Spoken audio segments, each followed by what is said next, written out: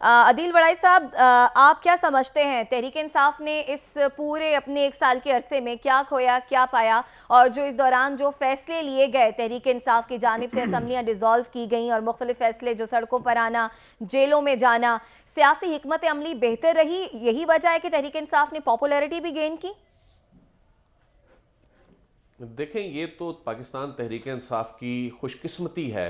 उनकी हुकूमत अप्रैल में जब गई तो उस वक्त मरीम नवाज इनको ताने दिया करती थी कि ये हेलमेट पहन के अवाम में निकला करेंगे। अब वही हाल मरीम नवाज और उनकी जमात के साथ हो रहा है। अब वो अवाम में जाने के काबिल नहीं है। पाकिस्तान तहरीक इंसाफ ने तो जितनी पॉपुलैरिटी हासिल की 1 साल के दौरान, ये तो इनकी कारकर्दगी जो उन्होंने पहले दिखाई उससे दुगनी भी होती तो इतनी पॉपुलैरिटी नहीं मिलनी थी। बहरहाल ये शख्सियात की लड़ाई थी जिसको हक व बातिल की लड़ाई भी बनाकर ये सियासी जमातें पेश करती हैं।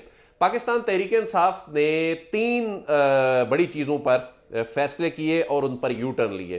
पार्लियामेंट से इस्तीफे देना बहुत बड़ा डिजास्टर था, बहुत बड़ा ब्लंडर था। फिर उस पर यू टर्न लिए, फिर इनको गेट के अंदर दाखिल नहीं होने दिया जा रहा था। अब देखें, उस दिन जब ये करारदाद पेश हो रही थी तो मोहसिन लगारी साहब जो बाद में मुंतखब होके आए, तो वो किस तरह अकेली आवाज ही बेशक थी, लेकिन एक तवाना आवाज के तौर पर वो किस तरह एक रेजिस्ट कर रहे थे जितना वो कर सकते थे। बिल्कुल। तो ये पाकिस्तान तहरीक इंसाफ को मैदान खुला नहीं छोड़ना चाहिए था। अब देखें, पार्लियामेंट के मुश्तरका इजलास में कल बिल पास होने जा रहा है, इनके सिर्फ सेनेटर वहां पर होंगे, तो ये बहुत बड़ा सियासी ब्लंडर था।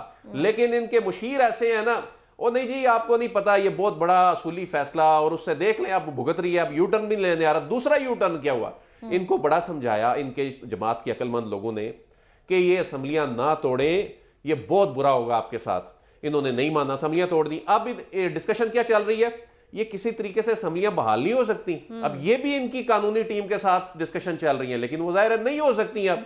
तो ऐसी सूरत में अब ये जो इलेक्शन है जो कि होते नजर नहीं आ रहे, और उसमें एक बहरानी कैफियत पैदा हो गई है। एक जज साहब ने तो ये लिख दिया कि ये बहरानी कैफियत पैदा होने की वजह क्या है कि जो ये फैसला किया गया था असम्बलियां तोड़ने का इस तरह से, फिर अमेरिकी साजिश वाला जो सबसे पहले जहां से मामला शुरू हुआ था, उस पे पूरा साल हम सुनते रहे जी अमेरिकी साजिश। अब अमेरिका के साथ हालात ठीक हो रहे हैं, अपने हालात तो ठीक हो रहे हैं, लेकिन मुल्क के हालात खराब कर दिए, जिनको अब रियासत ठीक करने की कोशिश कर रही है। ठीक हो गया, अपने हालात ठीक कर लिए लेकिन मुल्क के हालात खराब कर दिए तहरीक इंसाफ ने, आपको ऐसा लगता है?